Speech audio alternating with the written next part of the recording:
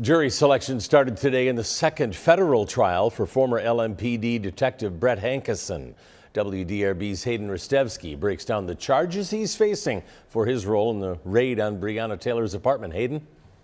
Scott, this is Brett Hankison's second federal trial. The first ended in a mistrial last November after the jury could not reach a verdict. Hankison faces federal charges accused of civil rights violations and excessive force during the March 2020 raid on Breonna Taylor's apartment. Taylor's boyfriend Kenneth Walker maintains he thought the couple was being robbed and fired a single shot as police broke down the door, hitting an LMPD officer. Police returned fire, killing Taylor.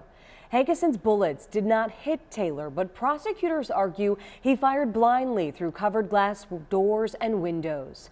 Some of his bullets even entered a neighboring apartment.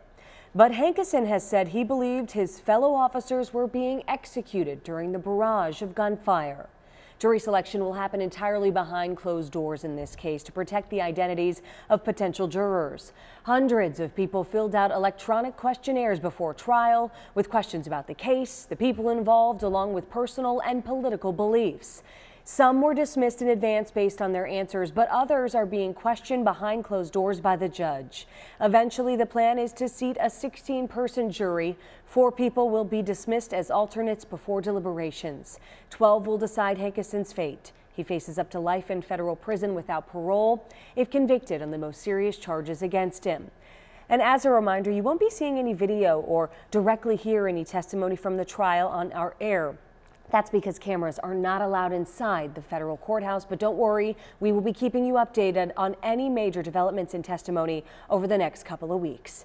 Hayden Ristevsky, WDRB News.